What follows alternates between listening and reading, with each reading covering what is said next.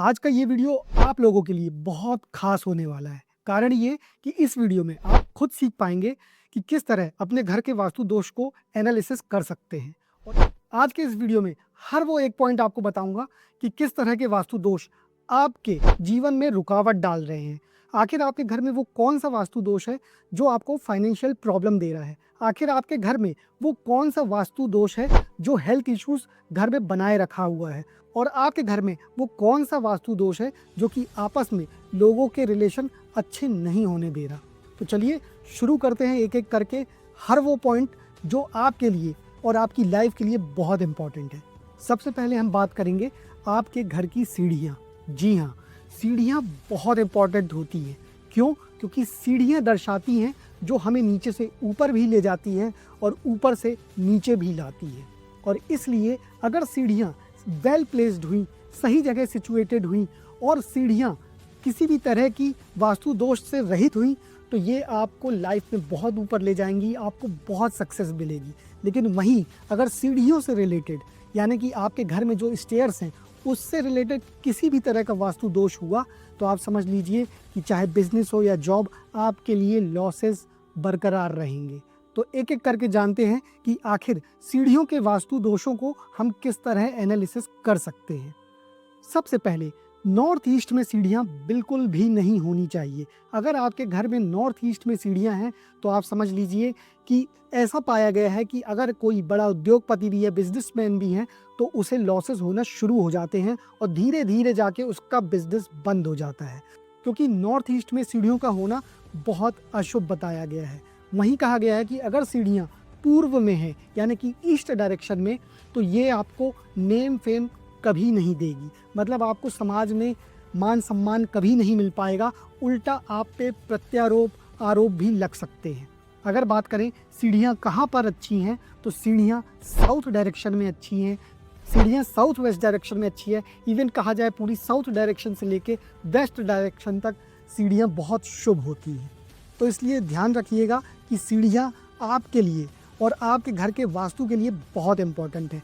कारण ये कि अगर एस्ट्रोलॉजिकल पॉइंट ऑफ व्यू से भी देखें तो सीढ़ियों को बुध माना गया है यानी कि मर्क्यूरी, और मर्क्यूरी डायरेक्ट एसोसिएटेड रहता है बिजनेस से, हमारे व्यापार से। और अगर मर्क्यूरी खराब हुआ या मर्क्यूरी वीक हुआ तो बिजनेस में हमें सक्सेस नहीं मिल पाती। और इसलिए ये आप याद रखिएगा, बहुत सी जगह खासकर टीयर 2 और टीयर 3 सिटीज़ में देखा गया है या बहुत से लोगों के घर में देखा गया है और शॉप्स में देखा गया है कि जो सीढ़ियाँ रहती हैं वो हिलती हैं चढ़ते और उतरते समय, वो बहुत वीक रहती हैं। ये सीधे इस चीज़ को रिप्रेजेंट करती हैं कि आपका बिजनेस भी हिला हुआ है, वहाँ पे अप्स एंड डाउन्स लगे हुए हैं। जिस तरह आपकी सीढ़ियाँ स्टेबल नहीं है उसी तरह आपका बिजनेस भी स्टेबल नहीं है। तो अगर आप अपने बिजनेस में स्टेबिलिटी चाहते हैं तो आपके सीढ़ियों का यानी कि स्टेयर्स का स्टेबल होना बहुत ज़रूरी है। अब हम बात करेंगे सेप्टिक टैंक के बारे में। फ्रेंड्स, ये बहुत इंपॉर्टेंट है। कारण ये क्योंकि ये घर बनने की शुरुआत में बनवाया जाता है और अगर ज़रा सी भी चूक हो गई है, ज़रा सा भी प्लेसमेंट इसका गलत हो गया तो आप समझ लीजिए कि लाइफ टाइम के लिए एक बहुत बड़ी प्रॉब्लम रहती है।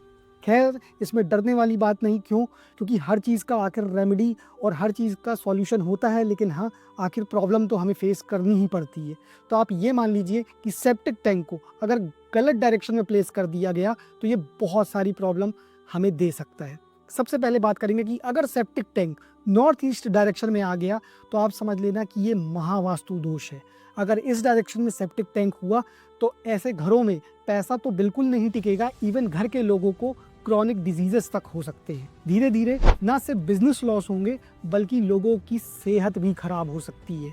यहाँ पे रहने वाला व्यक्ति कभी भी अपनी लाइफ में आगे नहीं बढ़ सकता। ऐसे घर में रहने वाला व्यक्ति चाहे जितना हार्ड वर्क कर ले लेकिन उसे रिजल्ट नहीं मिलेंगे, वो चाहे बिजनेस कर रहा हो या फिर जॉब कर रहा हो। अगर वही सेप्टिक टैंक ईस्ट डायरेक्शन यानी कि पूर्व में हुआ तो आप ये समझ लीजिएगा कि लाइफ में मान सम्मान यानी कि नेम फेम तो बहुत दूर की बात है, बल्कि आपके ऊपर आरोप प्रत्यारोप लग सकते हैं। इवन लोगों को देखा गया है कि जिनके ईस्ट डायरेक्शन में सेप्टिक टैंक हुआ है उन लोगों को कोर्ट कचहरी तक के चक्कर लगाने पड़े। अब बात करें कि सेप्टिक टैंक अगर साउथ डायरेक्शन में होता है तो क्या होता है, तो आप ये जान लीजिए कि सेप्टिक टैंक साउथ डायरेक्शन में बहुत अशुभ बताया गया है। देखा गया है कि जिन घरों में साउथ डायरेक्शन में सेप्टिक टैंक होता है, उस घर की जो ओनर की पत्नी होती है या फीमेल्स होती हैं जो घर में, उनके ऊपर एक प्रकार से काल जैसा संकट मंडराता रहता है। इवन अगर बात करें तो फीमेल्स के लिए मृत्यु भय भी कहा जा सकता है।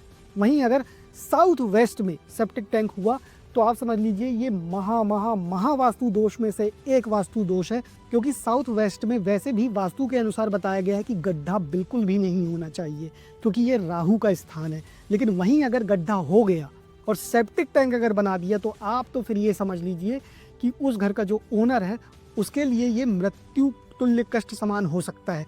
इवन उसके लिए लाइफ को भी थ्रेट हो सकता है। कहा जाता है कि घर के ओनर के ऊपर हमेशा मृत्यु का भय सताता रहता है।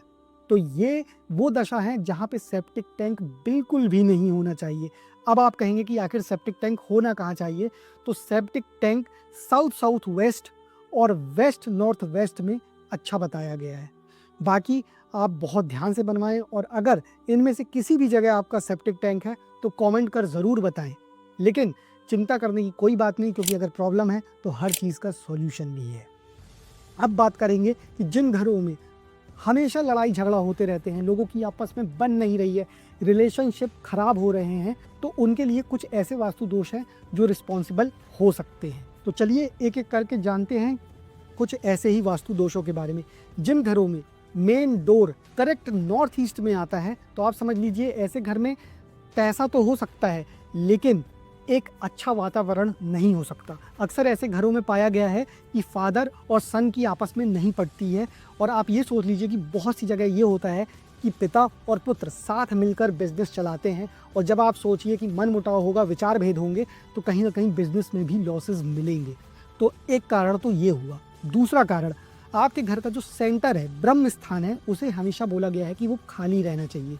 लेकिन अगर आपके घर के सेंटर में, मतलब सेंटर जो होता है घर का, वो 33% होता है पूरे घर के एरिया के बराबर, तो आपको बता दूं कि अगर आपके घर का जो सेंटर है उस पूरे एरिया में अगर कहीं भी कील गड़ी हुई है, या फिर उस एरिया में सीढ़ियाँ आती हैं, या फिर उस एरिया में किचन का वो पार्ट है जहाँ पे गंदे बर्तन धुलते हैं, या फिर उस एरिया में आपने शू रैक की व्यवस्था करी है जहाँ पे आप जूते चप्पल रखते हैं, तो आप समझ लीजिएगा कि आपने घर का वातावरण खुद खराब करके रखा है। अगर इनमें से कोई भी प्रॉब्लम हो तो तुरंत वहाँ से गंदी चीज़ें जो भी हैं जो हटाई जा सकती हैं उन्हें तुरंत हटाएं। अब कुछ ऐसे पॉइंट्स जो हम अक्सर नज़रअंदाज कर देते हैं, लेकिन वो हमारे घर का पूरा वातावरण बिगाड़ कर रख देते हैं। जी हाँ, अगर आपने अपने घर में प्रवेश किया है और गृह प्रवेश करते समय आपने वास्तु की पूजा नहीं कराई है, तो ऐसे घरों में हमेशा कलह कलेश होता रहता है। और साथ में एक चीज़ और, अगर घर में आपका जो मेन डोर है वो खोलते समय और बंद करते समय किसी भी तरह का साउंड क्रिएट करता है, उससे आवाज़ आती है, तो आप समझ लीजिए ये घर में कहीं ना कहीं सिग्नल देता है कि आपके घर में भी निरंतर कलह कलेश की आवाज़ें आती रहेंगी, लोगों के बीच मन मुटाव विचार भेद बने रहेंगे, शांति नहीं रहेगी। तो अगर इनमें से किसी भी तरह के वास्तु दोष आपके घर में हैं, जो कि मैंने आपको बताए हैं और आप खुद एनालिसिस कर सकते हैं, तो कमेंट बॉक्स पर ज़रूर बताएं।